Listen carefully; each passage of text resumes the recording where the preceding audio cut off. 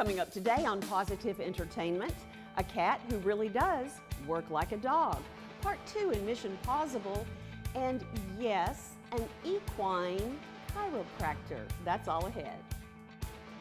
The SPCA of Texas presents Pawsitive Entertainment with Jocelyn White and her pug, Walter Cronkite. Brought to you in part by Luke Crossland and the Crossland Group, and Arthur Benjamin and American Dog Rescue. Hello everybody, I'm Jocelyn White and welcome to Pawsitive Entertainment.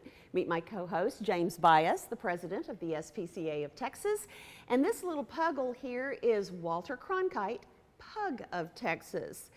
And we like to say this show is about animals, for animals, and with animals. And today's hot topic, James, and this is one we've certainly talked about off camera many times, kill and no kill, referring to shelters. What does it really mean? And this is a controversial subject. We're going to express our own opinions, and you're entitled to yours. But so what is it? Some shelters say that they are no kill. Well, kind of a basic definition might be that no animals in a shelter are euthanized unless there's a behavioral issue or that makes them a danger, or that they're suffering from an illness that can't be reversed through medical treatment. And that is the case of the SPCA. We are a no-kill shelter under those terms, but a lot of the city shelters across the United States don't have that luxury. No, they don't. And when you talk about no-kill, and the SPCA really doesn't use that as a brand, right? You really want to look at communities versus individual agencies.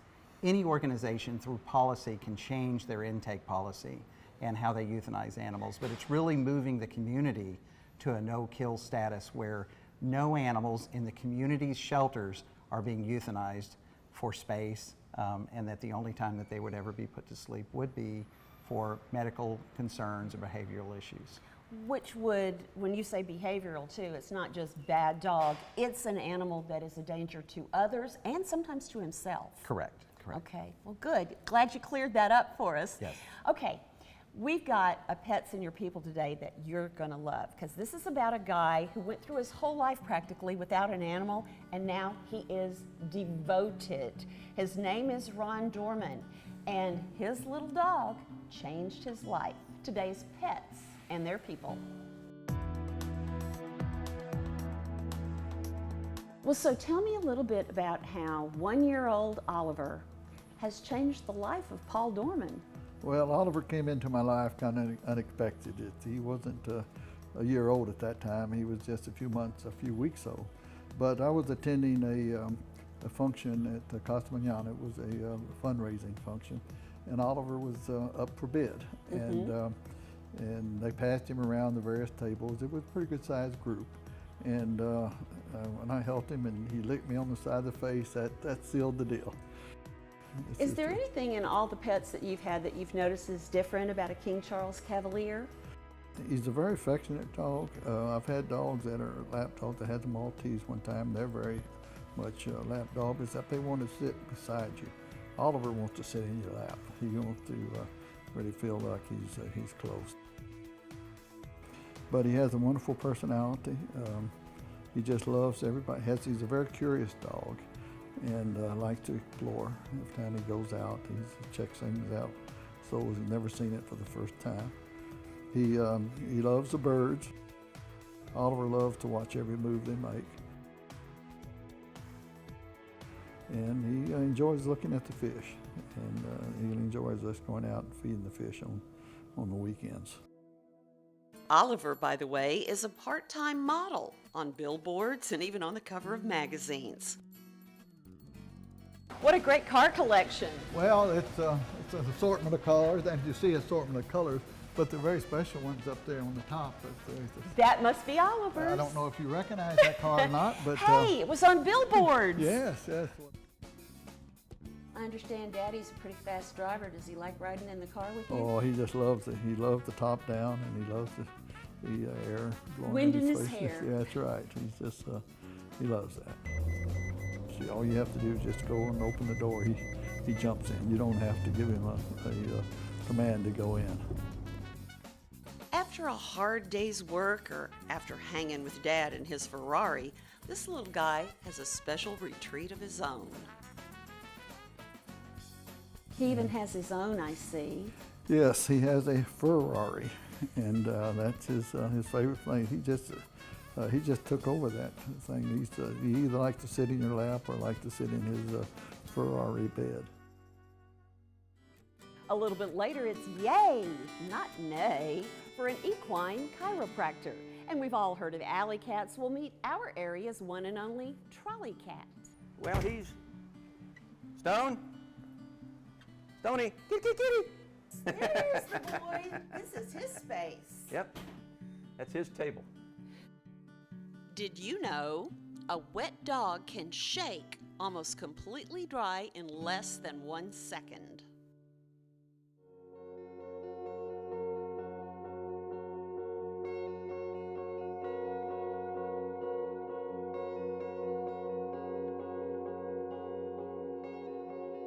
Every year, families in North Texas unknowingly spend hundreds of thousands of dollars in support of neglect, abuse, and disease. When you buy a puppy from a parking lot or flea market, you could be supporting the cruelty of puppy mills that profit from dogs bred in abusive conditions.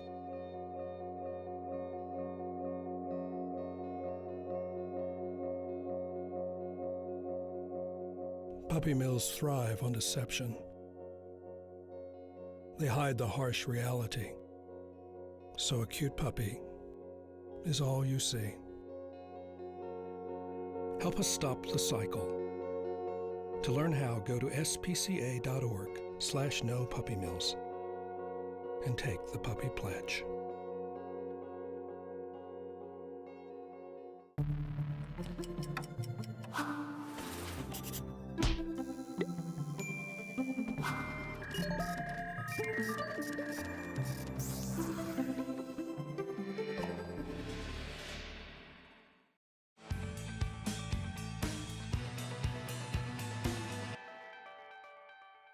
Well, as Pawsitive Entertainment rolls along, all hail to the man behind the McKinney Avenue Trolley. Phil Cobb is a famed Dallas entrepreneur, and now his avocation has really become his vocation. It is his big claim to fame, and yet Phil will tell you when people come to the McKinney Avenue Trolley, they don't ask to see him. They want to see a very cool cat named Stoney. It is Stoney who holds sway, and he really does work like a dog. So you come and you have a friend who really resides here and frankly is probably the boss at the McKinney Avenue Trolley Barn.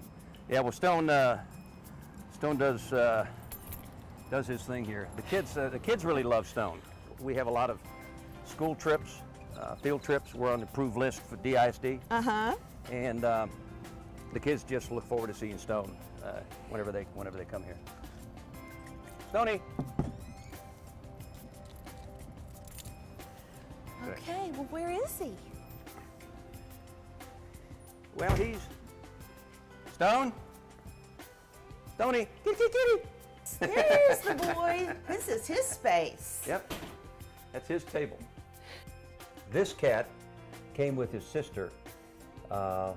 It was brought here by one of our mechanics. Brad was his name, and they didn't have a home, and so he thought it might be a good place to live here. Wow. And he stayed, and has been with us, as I say, coming up on 6 years. And doesn't seem inclined to want to go anywhere else. No, and why should he? No, he's got good place to sleep right over here. Mm-hmm. Food and water, roof over his head. A lot of friendly people that care about him. Yeah. He'll take off sometimes. When it gets warmer weather, he'll go out for the night. Mm-hmm. I've seen him. We've heard tales of him being on the roof of certain buildings. And over in the cemetery across the way here is the Greenwood Cemetery. And I love it. It's so beautiful. Well, he's the patrolman for it. Well, he needs to be careful because there's been bobcats have been sighted. So what are his duties? primarily to take care of any critters that are not welcome in the Vermin and varmints. vermin and varmin, yeah, varmints. He's official breeder for all of our school kids that come in on field trips, and might be 20, 30 kids at a time. And for some reason they know his name, they know he's here, and they look forward to, the first thing they want to see is Stone. Phil, you just thought that you were the name behind the McKinney Avenue trolley. That's right. Now, if we could just train him to be a motorman, we'd really have something.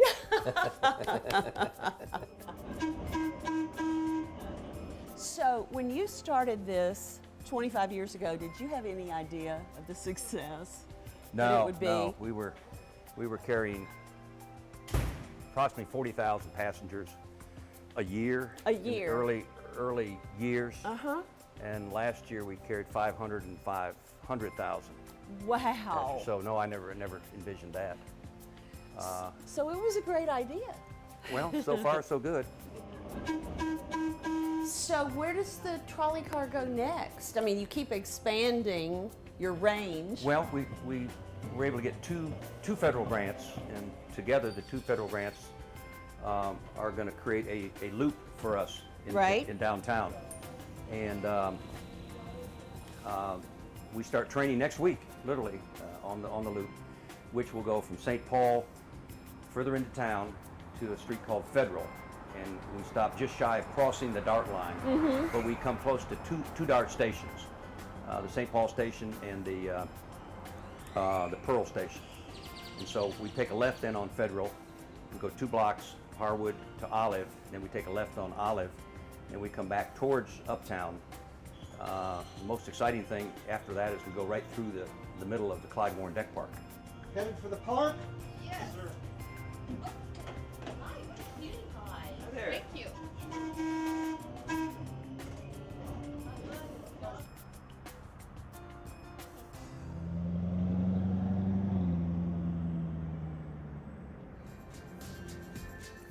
As most of us know, we couldn't do without our vets. And yet, if some horses could talk in the Fort Worth area, they'd probably say, it's their chiropractor who holds sway. It's time for Vet Check.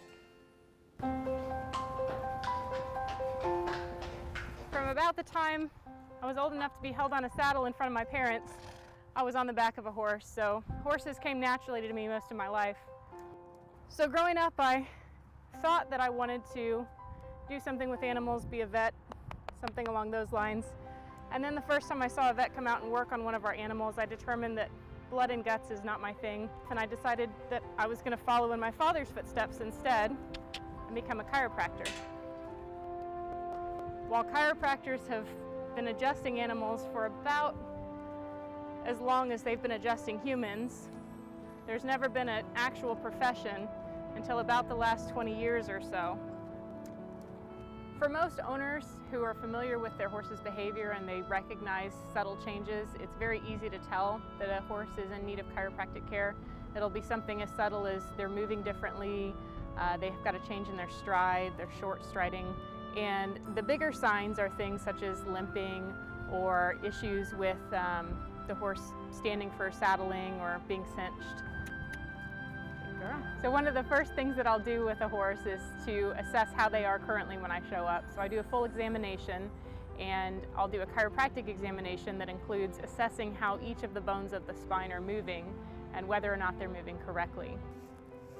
Before I became an animal chiropractor, I had a lot of experience in horse behavior. And typical horse behavior as a trainer is when you're teaching a horse something new, you look for a response that they've learned something or that their brain is essentially firing new neurons. And that in a training world is what we call a lick and a chew. There's our response. Oh, so much better. So after adjusting this area called the withers, I'm doing the exact same thing we were doing in the barn just a minute ago, and she's not having any sort of adverse response with her face. She's not twitching like she was. And it's the very same motion, so instantaneously those nerves are quieted and the nervous system responded well to the adjustment. Even though our goal is to align the bones or to realign the spine, what our actual reason for adjusting is to stimulate and help the nervous system function better. So we're taking joints that aren't moving correctly, that are getting improper signaling, and we're restoring that signaling. And in doing so, it sends a very specific neurologic signal to the brain. And interestingly enough, when you adjust a horse, you will get a lick and a chew as a response nearly every time. Not every single time, but it's a very easy way to tell whether or not your chiropractor is adjusting the horse and doing the horse some good, is if the horse licks and chews at some point. Good girl.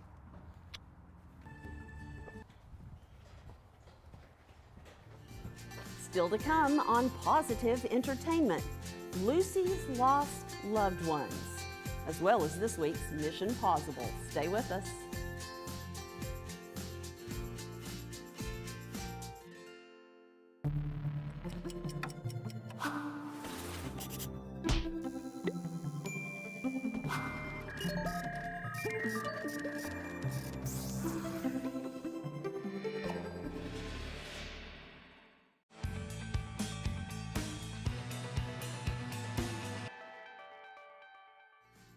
Welcome back to the second half of Pawsitive Entertainment. I'm your host, Jocelyn White, along with my four-legged co-host, Walter Cronkite, Pug of Texas, otherwise known as Cronkite. The SPCA of Texas is a leader in the nation in the area of rescue and investigation. And Art Munoz heads up the team that we like to call Mission Possible. They do a lot of stuff, and Art's going to share the tale of Phoenix, again, rising from the ashes.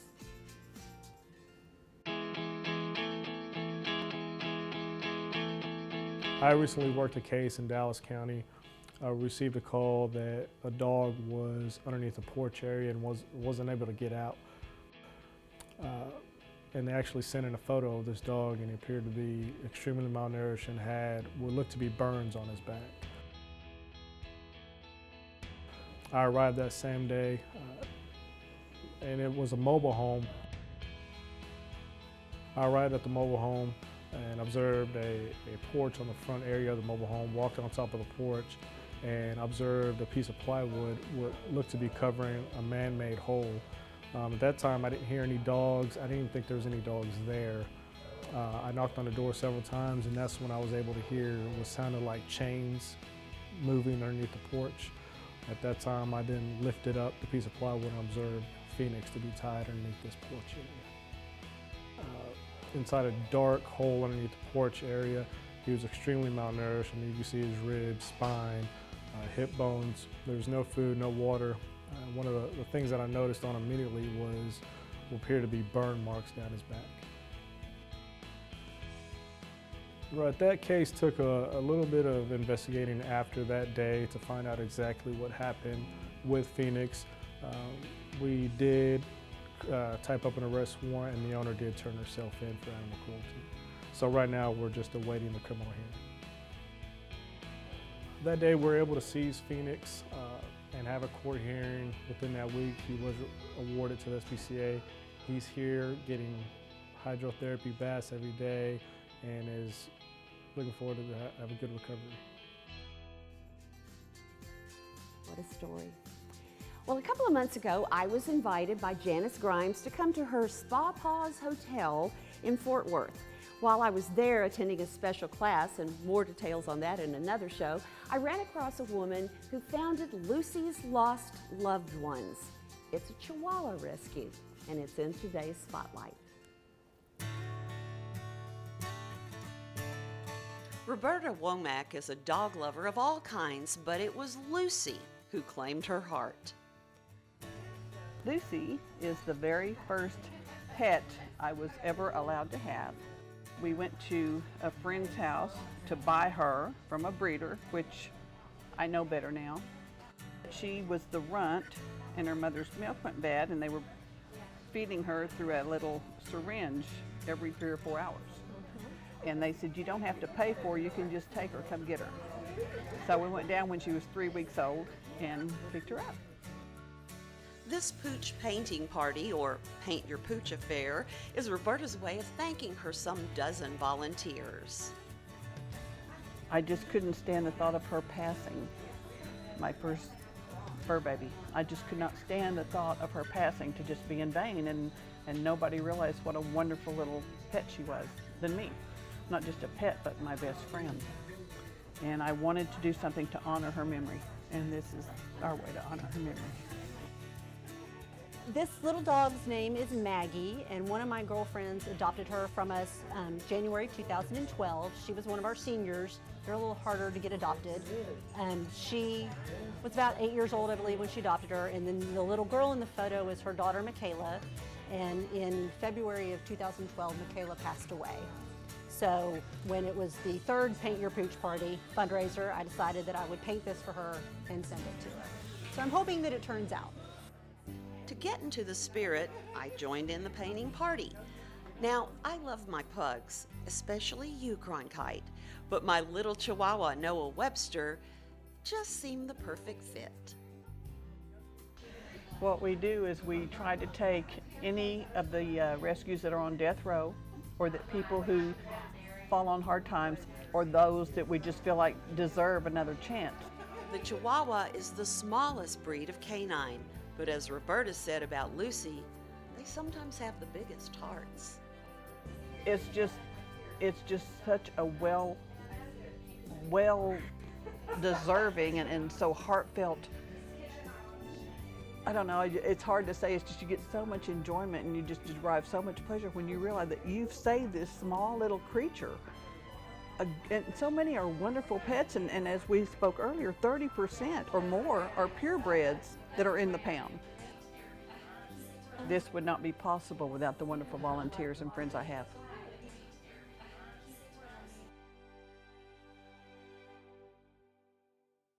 Still to come, a four-legged fashion show with some furry friends from the SPCA. Don't go away. Petting a dog is healthy for humans. It slows our pulse and it lowers our blood pressure.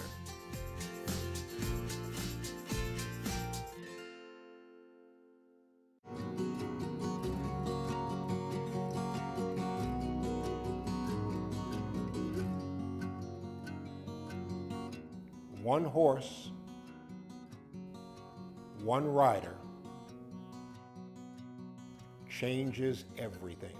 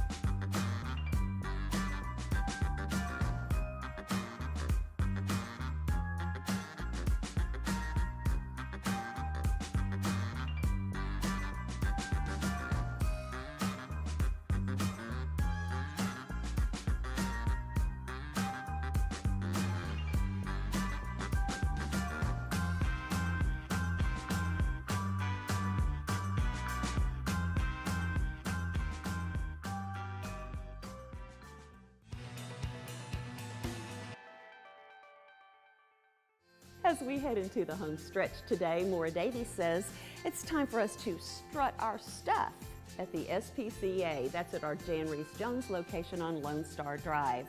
In Pet Paris, Teacup Tutu Charm holds sway. Hi, I'm Maura Davies, and I have something wonderful to show you today. Get ready because it's too cute. We have a lot of wonderful cutie pies coming up, and they're wearing something really special. They're going to be wearing the beautiful creations of Lisa Ballou. Lisa is with Teacup Tutu Charm, and she's here to tell us about her wonderful creations. Yes. Tell me, what is your inspiration? I have a huge love for dogs and a passion for fashion. Oh, that's perfect. So I love to dress the dogs up, and it just makes me so happy. I love it. Well, how did you get started making these beautiful one-of-a-kind pieces? It was just something that I decided I wanted to do. I love to be creative. I love to dress up dogs. I love it. What materials do you use? Because these are very special pieces. It really depends on the item. I can use tulle, I can use regular material, bling, ribbon, various different things, but mainly just tulle and then the elastic. Wonderful. Well, I think we should start taking a look at some of these cutie Yes, pies. I think so. You think so? Yeah, All right. Well, sounds thank you great. so much, Lisa. All right. Well, first up, we have gorgeous Dixie. Lisa, tell me about what Dixie's wearing. Dixie's wearing the brown and black white fall tutu, perfect for the season and perfect with her colors. Oh, that's precious. It looks beautiful. Oh my gosh, I love it. Good job, Dixie. Next up, we have Nibbles. Nibbles is coming down. Now, Nibbles is just a baby, but she's still, I mean, she looks gorgeous in her tutu. She Tell does, me she about her does. tutu. She's got the little Christmas tree tutu on. I love Yes, it. Oh my gosh. super cute. That she looks gorgeous, just like perfect for under the Christmas That's tree. right. Wonderful, wonderful. I think she likes it. Her tail's wagging. All right, thanks to Nibbles. Next up, we have Louise. Now, Louise is a little Australian mix, Australian Shepherd mix puppy, I should say. And she's wearing something really special. Tell me about her Yeah, outfit. she's got the cranberry white and beige tutu on. I love it. Oh my goodness. And she's got her little bling right here. Yes. Oh, she's precious. Perfect with her coat. Next up, we have Roly Poly. Roly Poly is too precious. I love this color combination. Tell us I about do this, too. Lisa. She looks amazing in the light blue sparkle tutu. It's perfect It's against great. her coat. Yes, it is. I just love it with the ribbons in there. Yes. Oh, she's beautiful naturally, but she's gorgeous with her tutu. All right, thanks to Roly Poly. Now we have some kitty cats too to talk about. So our first little kitty cat is a precious baby. This is Daisy. And tell us about Daisy's little outfit. Daisy's wearing the black and white elegant tutu with the rhinestone trim. Oh, it's truly gorgeous. I love the Yes. detail. It's so sparkly. Yes, and it looks beautiful great with on her coat. shiny Yes, it does. Perfect, perfect. Wow. Well, thanks to Daisy. And last but not least, we have a precious little kitty cat. Now, this is a little boy. His name is Hope. So, but don't let that fool you. He is a man of the world and he loves his t-shirt. Tell me about his Yes, t-shirt. he's got the bling skull t-shirt on. Looks great with his coat and perfect for his size. He's still purring. I think he likes it. Yes, he's happy. He is happy, kitty. Well, thank you so much. That is perfect. I love all of these pieces. They are absolutely gorgeous, and I know that everybody out there is going to want to make sure that all of their pampered pets have these beautiful items so that they can be out styling out in the world. Well, thank you again, Lisa. I really appreciate you for being a part of this today. Thank you so much for having me.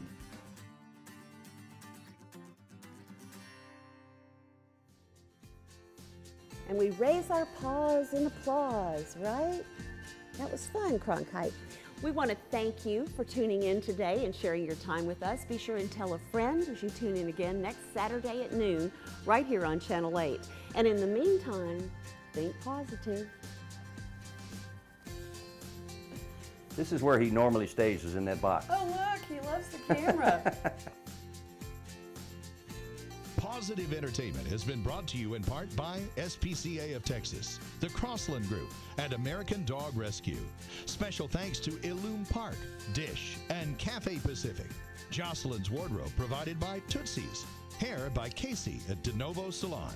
Cronkite's neckwear by teacuptutucharm.com.